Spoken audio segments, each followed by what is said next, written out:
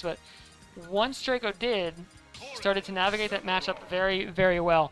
We are seeing the same matchup here, but this time it's going to be Smooch behind the Sephiroth instead of Bad Wolf, which is going to change things up just a little bit. I am interested to see how Drago's playstyle, what they worked out in that first round works in this game too. Already maybe committing just a little too hard there onto the shield early on, but it doesn't actually cost them a whole lot, and ultimately Drago still coming out ahead, and maybe that's just what needs to happen here, that aggression, something to just stay in Sephiroth's zone, stay in that box, and not let them get out and leverage that range. But Sephiroth does have some solid get-off-me options. Excellent timing with the counter there from the orbs.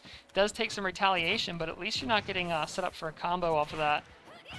And Drago is floating in, trying to find some of these longer strings, but Smooch very, very solid about just DIing back and waiting for the appropriate moment. Smooch, okay, trying to set up and do something cheeky there with the Octaslash.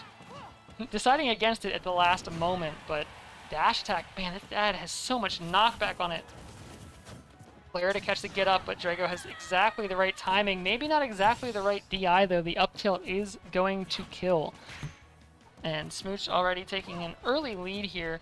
But, you know, at 71, I mean, there's a lot you could die to. Naring right out of the charge there. That's something we see sometimes with Drago, is maybe just holding on to those charges on the neutral B, both the orb and the attack afterwards. Maybe just a little bit too long. Drago opting to wait on stage. Makes sense, you know, Smooch does have the wing now, has that extra double jump, and Octaslash is, man, if you mess up edge guarding Octaslash, it can actually just cost you a stock, even at reasonable percents. Drago put up a ton of shield pressure, but not able to find a solid hit, and Smooch, on the other hand, able to find hit after hit. And the patience there from Smooch is definitely being rewarded. That pressure that Drago was utilizing in the spacing in the previous match just isn't quite hitting the same way here versus Smooch.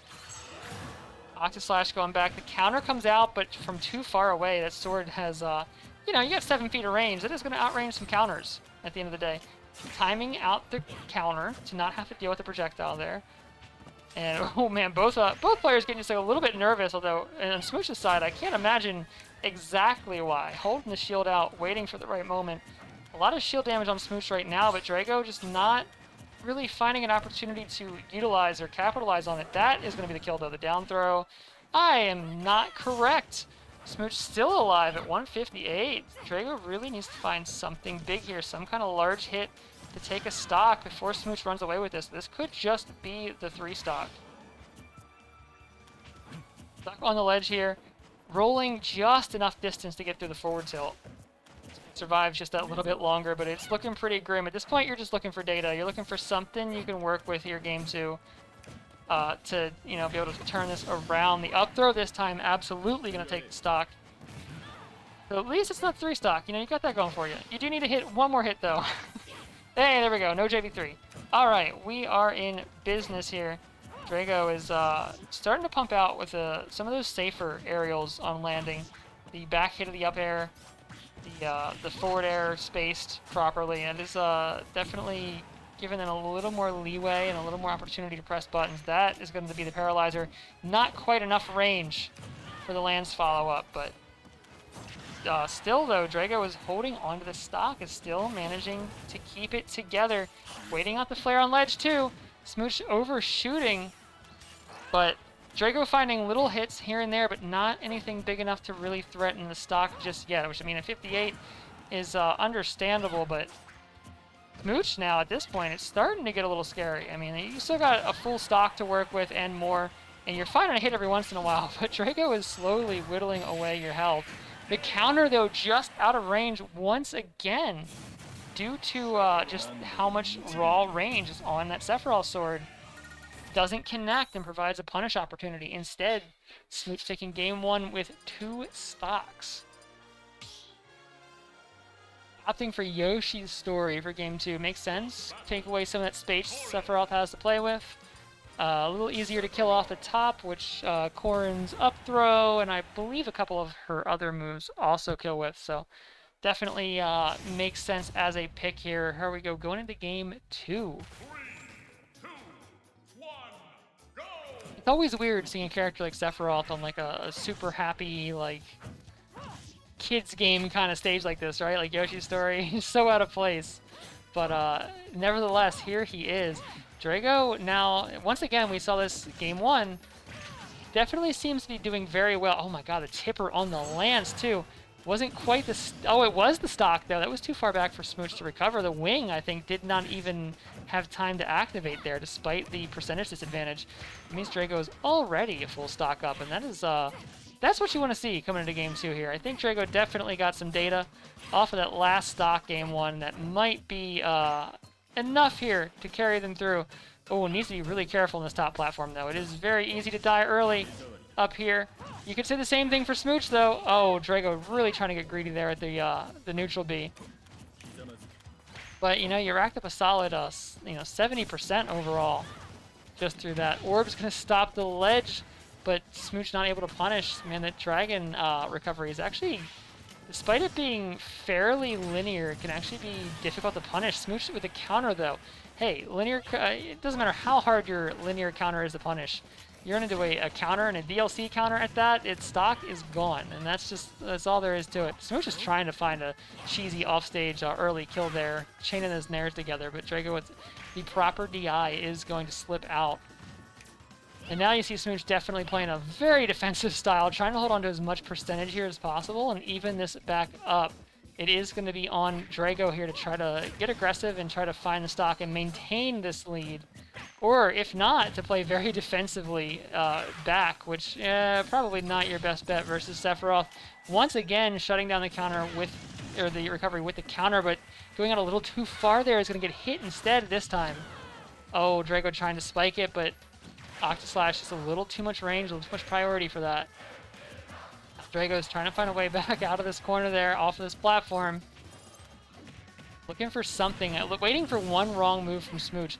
Waiting too long, getting grabbed. That ends up being the mistake that Drago was looking for. Evening the game back up here at least, or giving Drago a lead rather, at least momentarily. Waiting the flare out as well. I mean, just navigating around a lot of these gotchas. Smooch is very good about throwing out gotchas. Throwing out little, hey, don't forget about this, don't forget about that. You know, it's easy to deal with when you know that it's coming, but when there's so many you got to think about, that's when they start to pile up and get you. But Drago has been navigating that very well. A little too early this time. Is going to call it just on the outside of the flare. And this is going to be it. This last stock here, Drago needs to really get something solid going if they want to hold on to this set. Trying to mix up with the lance there. Rolling out of the shield pressure. You saw that charge. Getting ready to unleash, but it just doesn't break shields on its own. This might be it. Yeah, up air after up air, waiting the counter out as well. Smooch gonna take game 2, utilizing that that low ceiling from the Yoshi's Story layout there. Those low blast zones. Winners round 3 is best of 5. Definitely can become a problem. All right, so it looks like we're going into... Oh, yeah, it's winners round 3. That's right. So it's best of 5, right? Thank you very much, Okami.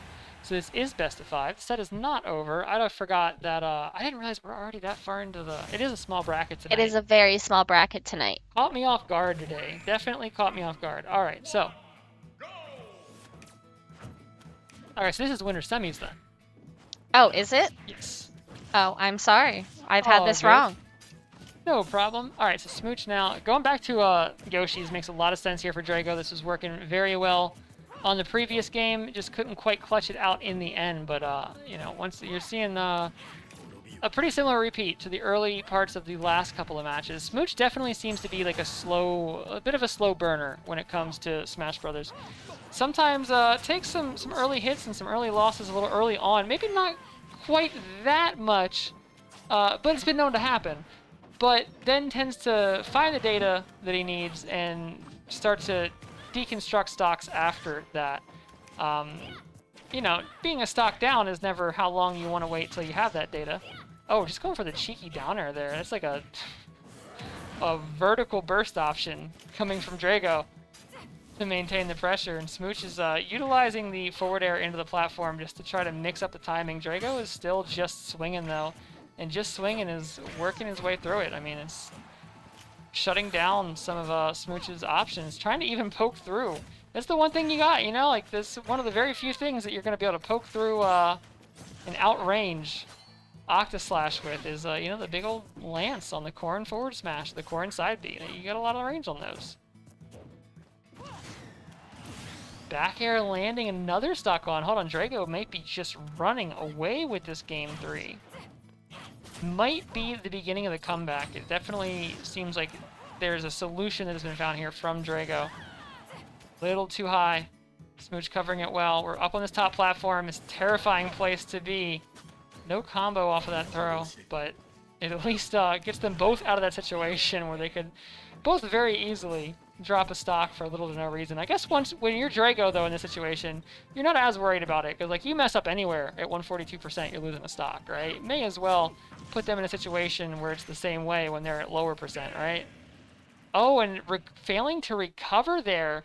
I'm not sure what happened. Maybe he just hit side B instead of up B, but Smooch going to lose that last stock to an SD. Drago now with the first win in the set.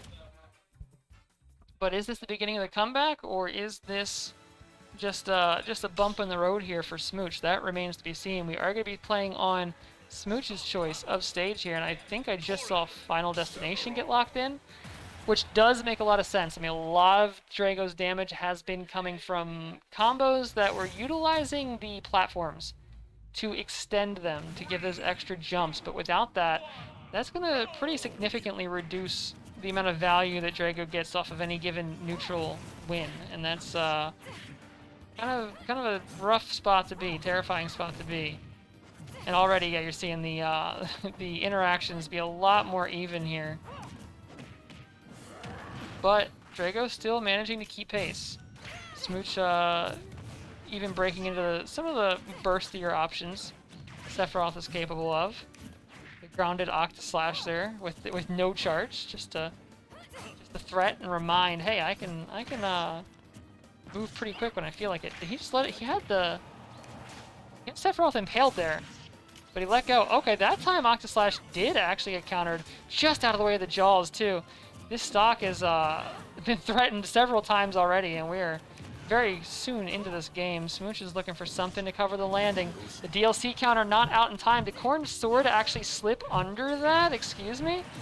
Or was it a timing thing? Catching the air dodge with the down smash as well. Corrin and Drago managing to stay ahead here, even despite the stage being pretty counter to what they want to see. The platform's not playing as much of a role as expected, the lack of, rather. Hasn't really been stopping Drago from getting a ton off of these combos, just different combos you're seeing. 50% there pretty much off of just like one interaction. Drago just trying to threaten something, trying to find something to force Smooch back off stage there, but Smooch just powers through with dash attack, punishes the lack of defense on landing there that Drago's been displaying. Even the game back up. The orbs are out too. Drago a little too worried about that. Gets grabbed instead. That's the mix-up with those orbs. You're always so worried about getting comboed or getting damaged off of those, and then you end up holding shield or doing something defensive for too long, and you just get set up for a bigger, nastier punish in the end. Got the impale. The lance kick doesn't quite combo. Smooch is looking to extend. Oh wait, just out on the tip of that spear. Drago calling the dash back and has just the range to punish for a full stock with that. And so once again, Drago with a tiny bit of a lead here, but it is definitely looking a little less Drago favored in the neutral here, and that's something you gotta be worried about. Both players going high, both going over the ledge there, trying to use their recoveries as weapons. We're getting greedy here. This is some greedy Smash Brothers we're playing. Drago going so low there, but look, already back out there trying to find the punish for it. Does get the grab on the get up at the very least. And even like one hit off of the recovery, I don't think it did very much damage, but hey, anything you can take at this point. Paralyzed, not going to be able to combo anything there, but it is at least a little damage, a little pressure. Lots of shield damage there, but just not enough to stop the retaliation. Oh, the flare. Oh, I don't think either party expected that. The flare connected, but there was no knockback. So Drago didn't die immediately, but probably also wasn't able to respond in time to realize and rail in that second up B. Oh, Smooch is just going off this last stock. This is it. Smooch is done with this set. You're seeing just so many mix-up options here. Drago forced into the air dodge, gonna get caught on wake up with the up air. At least able to get feet back on the ground. That is all 3 orbs ready to go and off stage. Is that just it on its own? No. Still alive, but almost dies to the orbs on their own. This ledge, this is a position that Smooch has been very good at closing out stocks on. Too aggressive with the lance kick. 1 good up air from Smooch is all it takes, and that's going to be the set going to Smooch 3-1.